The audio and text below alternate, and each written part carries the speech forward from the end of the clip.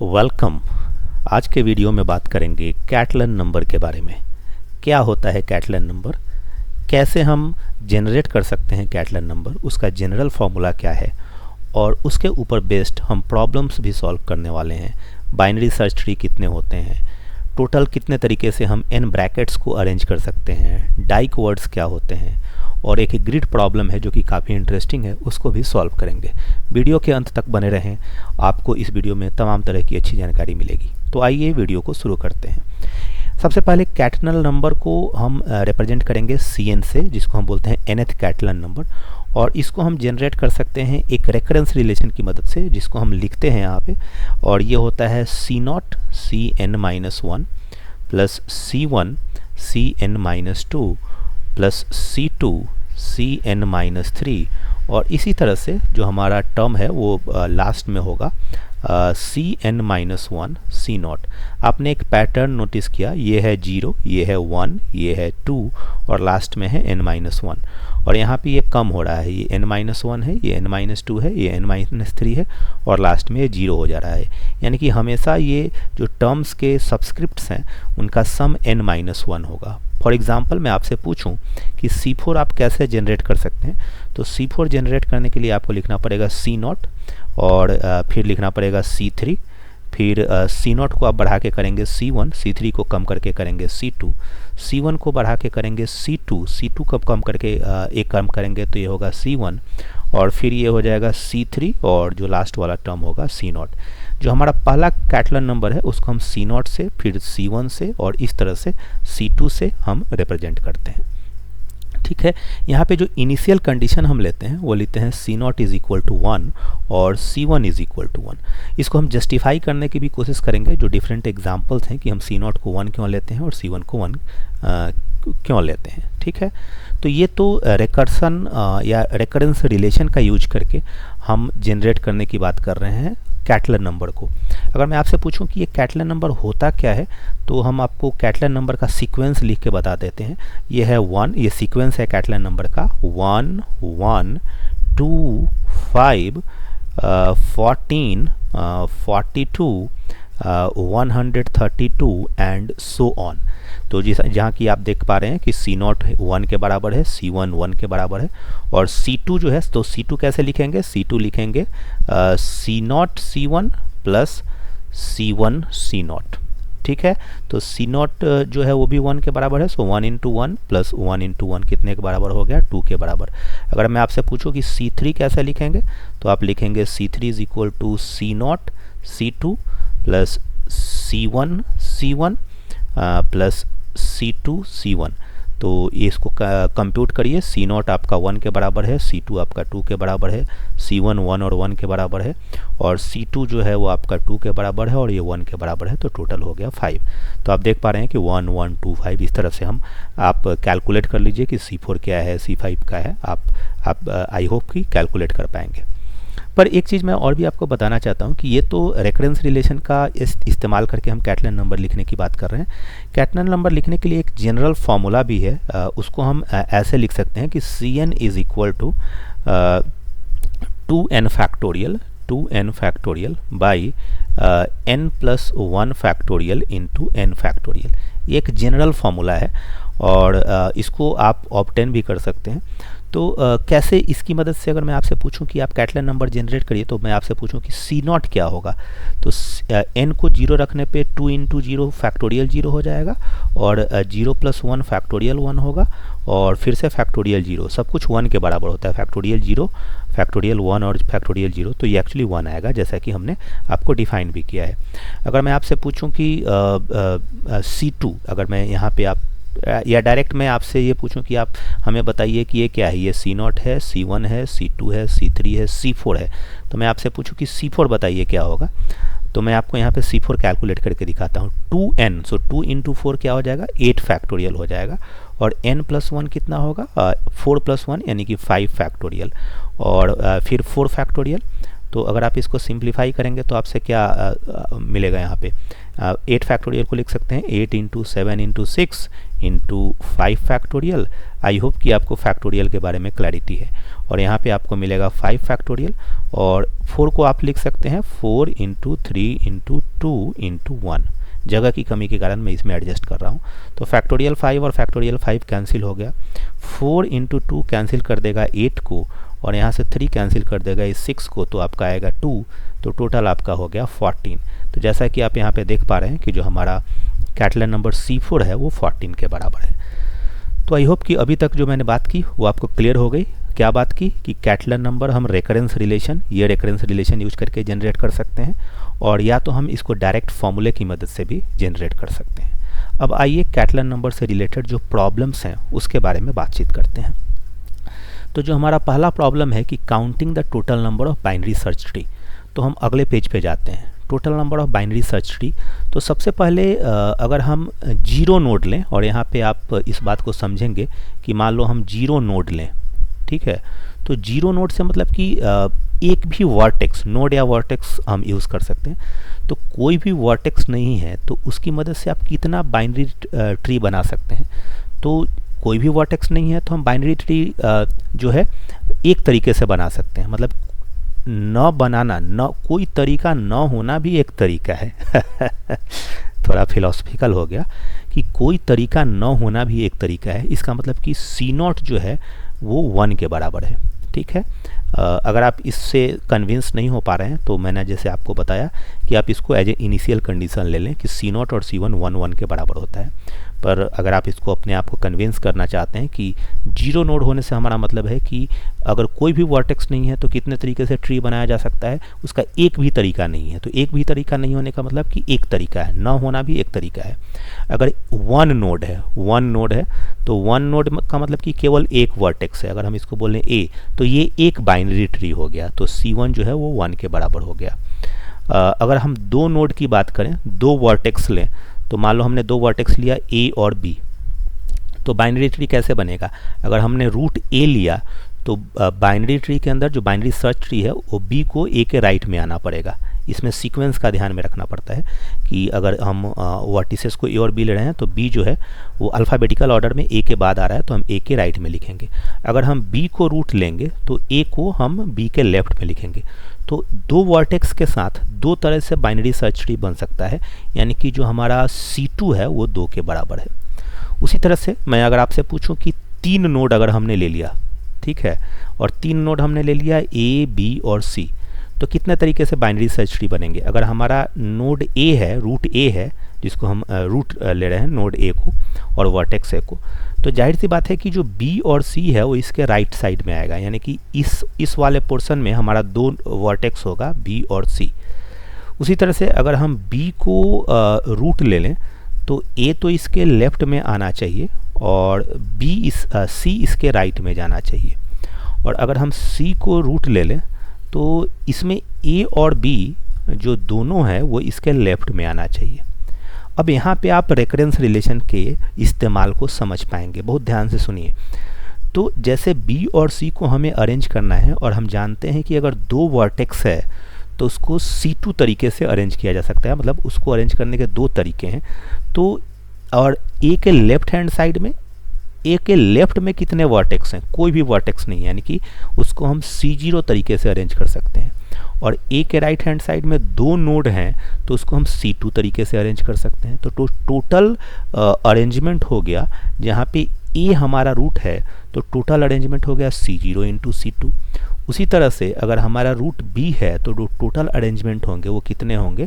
Left में एक vertex है तो A को बस एक ही तरीके से अरेंज किया जा सकता है, यानी कि C1, और एक राइट में वर्टेक्स है तो उसको भी C1 तरीके से अरेंज किया जा सकता है। अगर हम C की बात करें तो C के लेफ्ट में 2 वर्टेक्स है तो उसको C2 तरीके से, और राइट में 0 वर्टेक्स है तो उसको C0 तरीके से अरेंज किया जा सकता है। तो ये जो आपका होता है वो C3 के बराबर होता है। अगर आप इसको कंप्यूट करें तो C0 1 और C2 2 के बराबर है, C1 1 और 1 के बराबर है, और ये 2 और 1 के बराबर है, तो आपकी वैल्यू आएगी 5। आई होप कि आप चीज़ों को समझ पा रहे हैं। मान लो मैं अगर आपसे पूछूं कि इन केस अगर आपको एक एग्जांपल ले लें, 3 वर्टेक्स हम ऑलरेडी ले चुके हैं, अगर हम 4 वर्टेक्स का एग्जांपल लें, ए बी सी डी।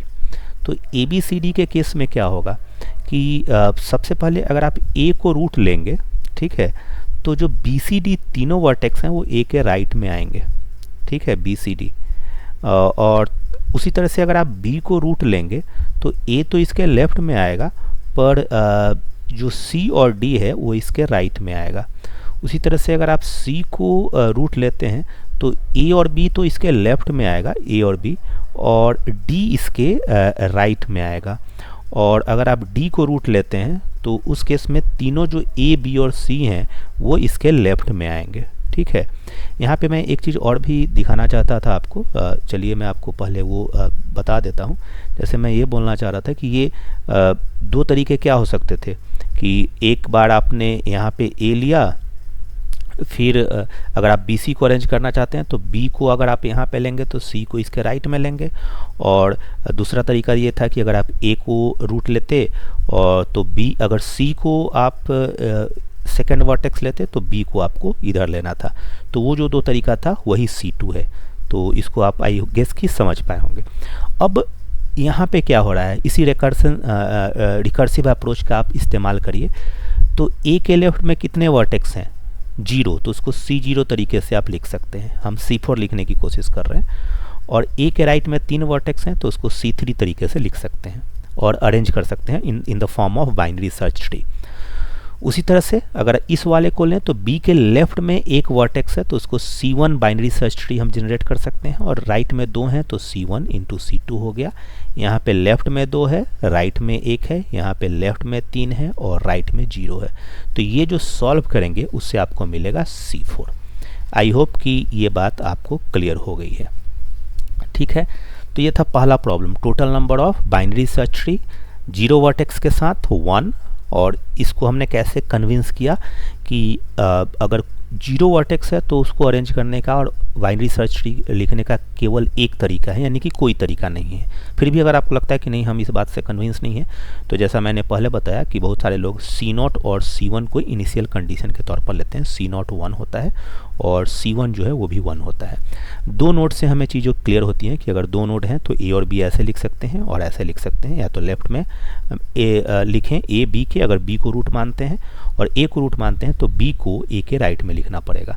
और इसके बाद हम रिकर्सिव अप्रोच यूज कर रहे हैं कि अगर 3 वर्टेक्स हैं तो A लिया, राइट में BC लिखा। अब BC को 2 तरीके से अरेंज किया जा सकता है, चाहे तो आप B और C ऐसे लिखें या C और B ऐसे लिखें। तो यही चीज़ हमने यहाँ पे किया है, ठीक है। आइए दूसरे प्रॉब्लम को देखते हैं। अरेंजिंग द n ब्रैकेट्स और n पैरेंथेसिस। पैरेंथेसिस जस्ट एक फैंसी वर्ड है, ज़्यादा इससे कंफ्यूज होने की जरूरत नहीं है। तो इसमें सबसे पहले फिर से वही सवाल कि C0 1 के बराबर है, एक तरीका है। कोई ब्रैकेट नहीं है तो उसको कितने तरीके से अरेंज कर सकते हैं? एक तरीके से अरेंज कर सकते हैं। मतलब न होना भी एक होना है, तेरा न होना भी जो है एक होना है। मतलब किसी का न होना मतलब उसकी याद का होना। Okay, so C0 is equal to 1। C1 क्या है? एक ब्रैकेट है तो एक तरीके से अरेंज किया जा सकता है। और मैं एक्सपेक्ट करता हूँ कि आप जब ब्रैकेट लिखते हैं तो एक जब ब्रैकेट ओपन करते हैं तो उसको क्लोज करते हैं। ऐसा नहीं कि कोई बोले कि सर ये भी तो एक तरीका है कि इधर से इधर लिख दिया और फिर इधर लिख दिया।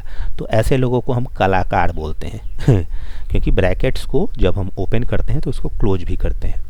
अब अगर 2 ब्रैकेट है तो C2 कैसे हो सकता है? C2 कैसे लिखेंगे कि 2 ब्रैकेट लिखने का एक तरीका तो ये है कि आपने एक ब्रैकेट लिखा फिर दूसरा ब्रैकेट लिखा, या आपने एक ब्रैकेट लिखा और उसी के अंदर दूसरा ब्रैकेट लिखा, ठीक है।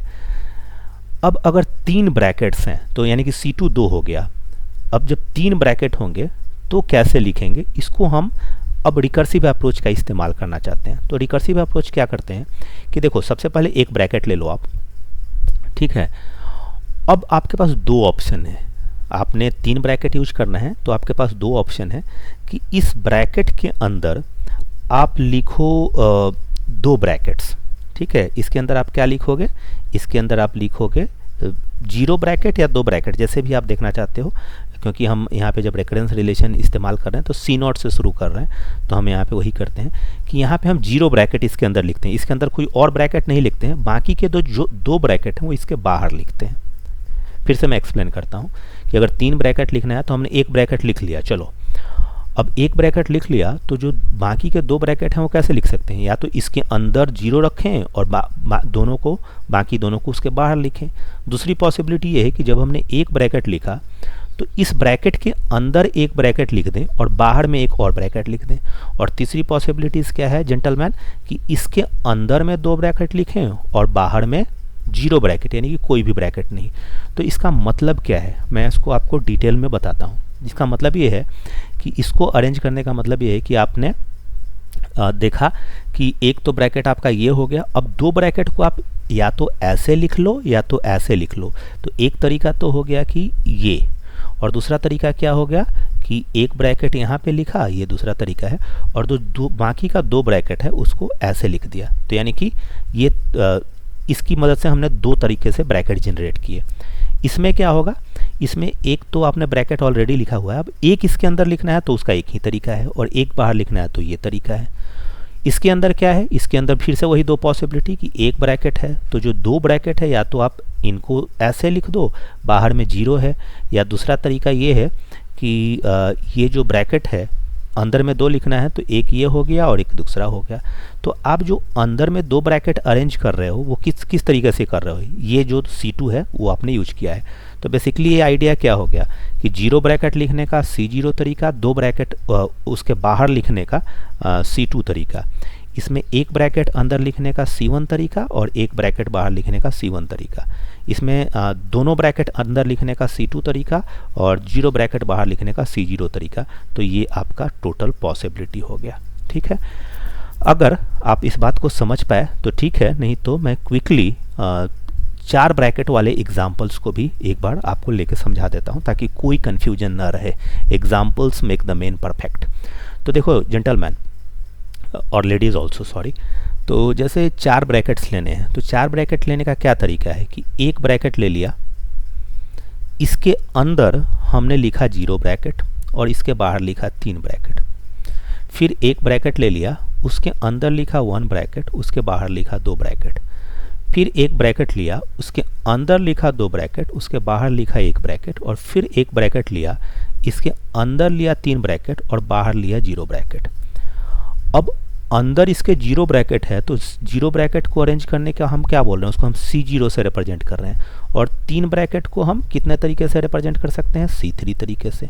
फिर एक ब्रैकेट इसके अंदर है तो C1 तरीके से, 2 उसके बाहर है तो C2 तरीके से, फिर 2 इसके अंदर है तो C2 तरीके से, 1 उसके बाहर है तो C1 तरीके से, 3 इसके अंदर है तो C3 तरीके से, और 0 बाहर है तो C0 तरीके से।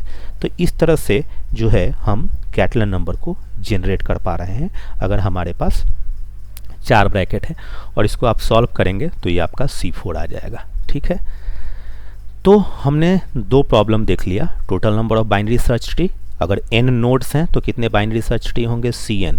अगर n ब्रैकेट्स हैं तो इसको कितने तरीके से अरेंज कर सकते हैं, Cn। और यहाँ पे दोबारा मैं रिपीट करता हूँ कि या तो आप इस बात से कन्विंस है कि C0 1 और C1 1 के बराबर होता है, और इसको हम इनिशियल कंडीशन के तौर पे भी देख सकते हैं। डाइक वर्ड्स क्या होते हैं, डाइक वर्ड्स थोड़ा इंटरेस्टिंग है तो इसको ध्यान से समझिएगा। डाइक वर्ड्स से मेरा मतलब ये है कि मान लो मैं n एक्सेस ले लूँ और n वाइज ले लूँ, ठीक, n वाइज एक्सेस ले लूँ और n वाइज ले लूँ, तो जब भी हम x और y के वर्ड्स को अरेंज करेंगे तो हमें हमेशा इस बात का ध्यान रखना है कि किसी भी पॉइंट पे y should not be greater then x। इसको हम ऐसे भी बोल सकते हैं कि x should always be greater than number of x should be greater than और equal to y at any point of time. समझिए क्या बोल रहा हूँ। मान लो 0x और 0y है तो उसको कितने तरीके से अरेंज किया जा सकता है, एक तरीके से, क्योंकि अगर कुछ भी नहीं है तो बस एक तरीका है, कोई भी तरीका नहीं है। ठीक है, इनिशियल कंडीशन। अगर एक ब्रैकेट, एक x और एक y है, हम क्या बोल रहे हैं कि C1 क्या, यहाँ पे Cn क्या रिप्रेजेंट कर रहा है, यहाँ Cn रिप्रेजेंट कर रहा है कि हमारे पास n नंबर ऑफ x है और n नंबर ऑफ y है, तो उसको कितने तरीके से अरेंज किया जा सकता है कि किसी भी समय जो नंबर ऑफ x है वो नंबर ऑफ y से हमेशा या तो बराबर हो या उसके ज़्यादा हो। फॉर एग्ज़ाम्पल C1 क्या होगा, तो C1 से मेरा मतलब है भाई साहब कि जैसे आपने एक x लिया है और एक y लिया है, तो इसका बस एक ही तरीका है x और y को लिखने का। अगर कोई ये सोच रहा है कि हम y और x लिख दें तो ये गलत हो जाएगा। क्यों गलत हो जाएगा? क्योंकि यहाँ पे अगर हम इस पॉइंट पे काउंट करें तो इस पॉइंट तक y जो है वो x से ज़्यादा है, जो कि नहीं होना चाहिए। पर इसमें क्या है, अगर इस पॉइंट पे काउंट करो तो 0x और 0y है, अगर इस पॉइंट पे काउंट करो तो 1x और 0y है, अगर यहाँ पे काउंट करो तो 1x और 1y है। माने कि ये कंडीशन ट्रू है कि नंबर ऑफ x और नंबर ऑफ y के बीच में जो रिलेशन है कि नंबर ऑफ x हमेशा नंबर ऑफ y से ज़्यादा या उसके बराबर होना चाहिए। तो C1 1 के बराबर हो गया। एक ही तरीका है x और y।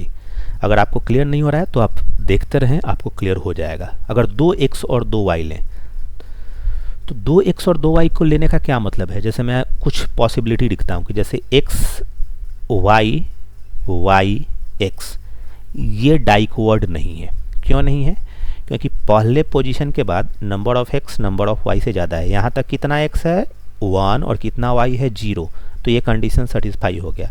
यहाँ पे आए कितना x है 1, कितना y है 1, ये कंडीशन सेटिस्फाई हो गया। पर जैसे हम इस y पे पहुँचे, थर्ड तक पहुँचे, क्योंकि हम काउंट हमेशा लेफ्ट टू राइट करते हैं, initial to starting from the beginning. तो यहाँ पे आप देख रहे हो कि जब हम तीसरे वर्ड तक पहुँच रहे हैं तो जो y है वो 2 बार आ जा रहा है पर x एक ही बार आया है, यानी कि ये डाइकवर्ड नहीं है, इसको हम कंसीडर नहीं कर सकते। तो डाइकवर्ड C2 के केस में क्या क्या होगा, C2 के केस में यानी कि 2x और 2y के केस में कौन कौन से डाइकवर्ड होंगे, आप इसको वीडियो को पॉज करके एक बार मुझे बताइए। पर मैं यहाँ पे आपको आंसर देता हूँ कि x और y आप लिख दीजिए और फिर x और y आप लिख दीजिए। तो ये एक डाइकवर्ड है, आप इसको वेरीफाई करिए। कैसे? क्योंकि यहाँ पे 1x है 0y है, यहाँ पे आए 1x 1y और यहाँ पे आए तो 2x 1y, यहाँ पे आए तो 2x 2y। तो ये एक वैलिड डाइकवर्ड है 2x और 2y के साथ। तो एक तो ये हो गया।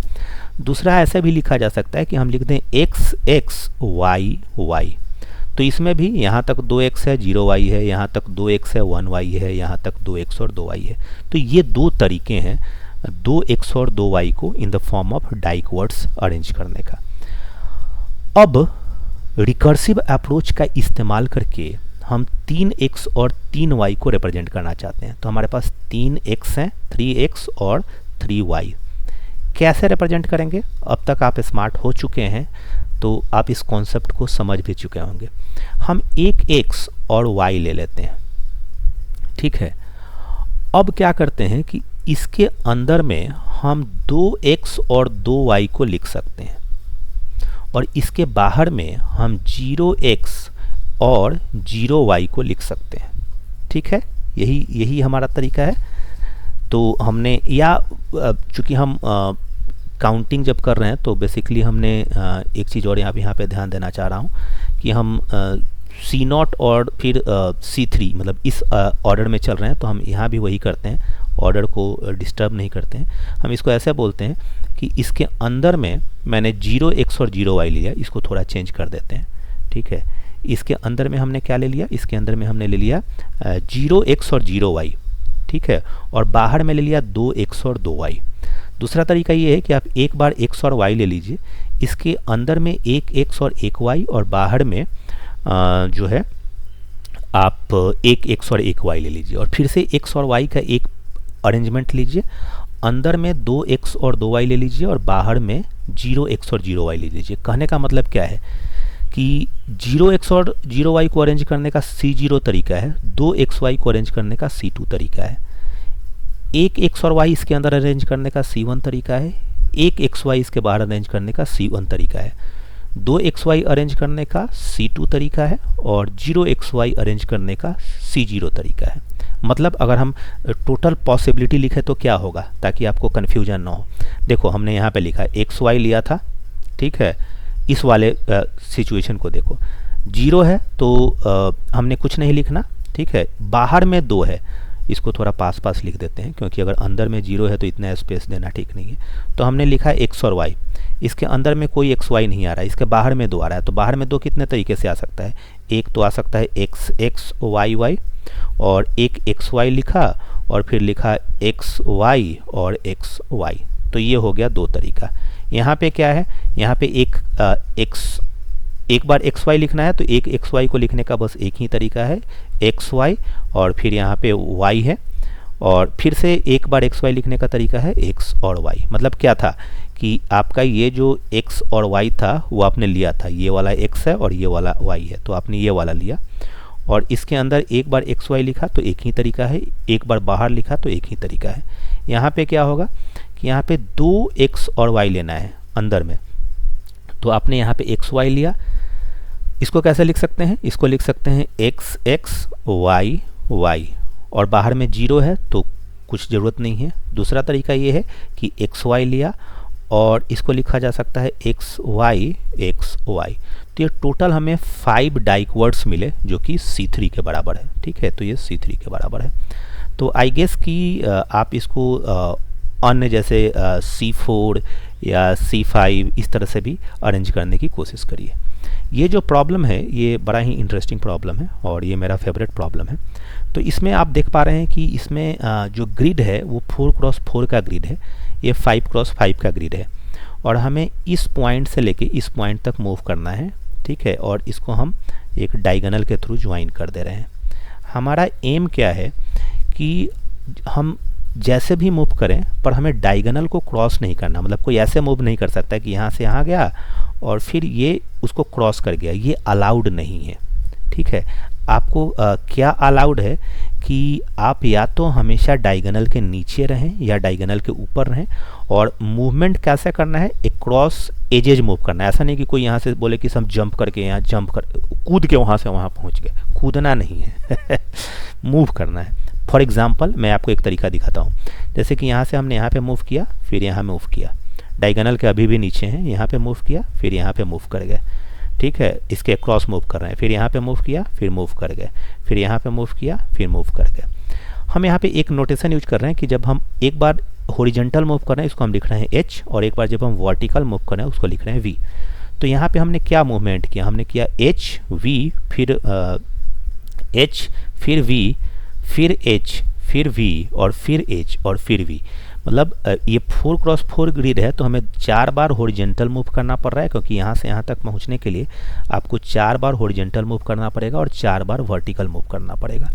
ठीक है, इसमें इम्पॉर्टेंट ऑब्जर्वेशन क्या है कि जब भी आप ऐसे मूव करते हैं कि आपका हॉरिजॉन्टल मूवमेंट हमेशा वर्टिकल मूवमेंट से या तो ज़्यादा है या उसके बराबर है, तो आप इस डायगोनल के नीचे रहेंगे। फॉर एग्जाम्पल, आप एक और एग्जाम्पल से समझ लिए कि कोई आदमी है वो एक बार हॉरिजॉन्टल मूव किया और 2 बार वर्टिकल मूव कर दिया, तो कैसे होगा, एक बार उसने हॉरिजॉन्टल यहाँ से यहाँ मूव किया, फिर वर्टिकल एक बार मूव किया, यहाँ पे डायगोनल पे पहुँच गया है, डायगोनल को क्रॉस नहीं किया, पर जब दोबारा वो वर्टिकल मूव करेगा तो वो डायगोनल को क्रॉस कर जाएगा, जो कि परमिट नहीं है। आपको डायगोनल के नीचे ही रहना है, या आप इस प्रॉब्लम को ऐसे भी देख सकते हैं कि आपको डायगोनल के ऊपर रहना है। दोनों बात एक ही तरीके से होगी, सिमेट्री होगी। डायगोनल के ऊपर आप कब रहेंगे, जब number of vertical movement number of horizontal movement से बराबर या उसके ज़्यादा होगा।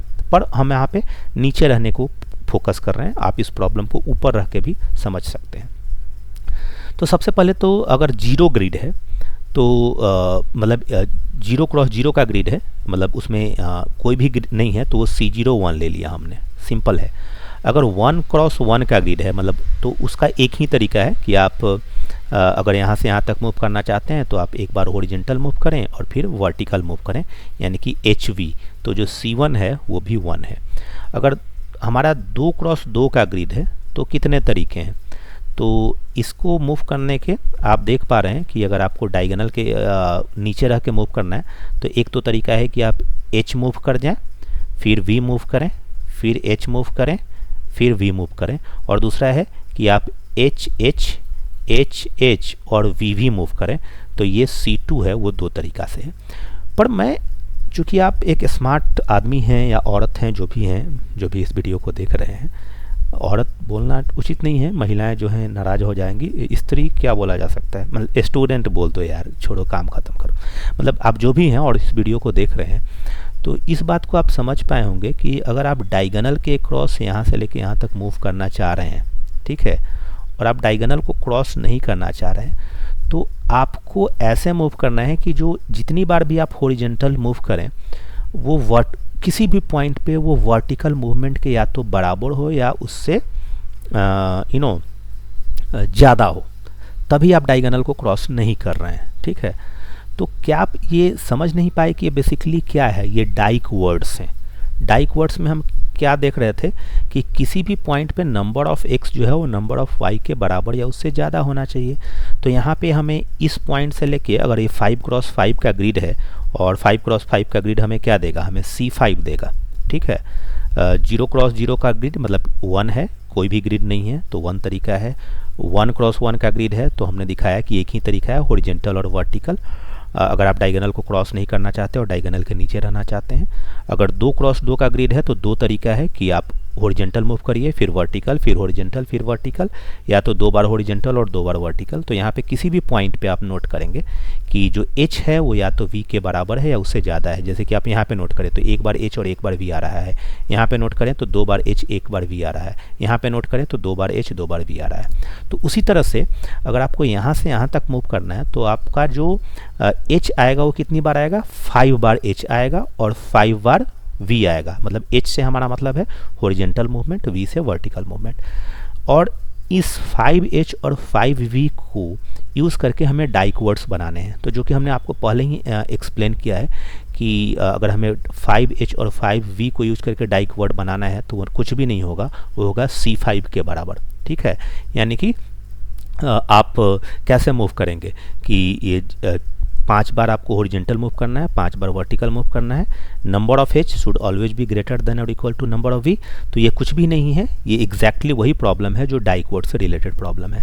यानी कि हम इस बात को कंक्लूड कर सकते हैं कि अगर हमें n क्रॉस n का ग्रिड है, ठीक है, और उसके एक डायगोनल से दूसरे डायगोनल तक पहुंचना है तो उसके लिए हमें Cn नंबर ऑफ पाथ्स मिलेंगे। और यहाँ पे Cn जो है वो nth क्या है, कैटलन नंबर। उसी तरह से डाइक वर्ड्स जो है वो भी Cn से हम रिप्रेजेंट कर सकते हैं।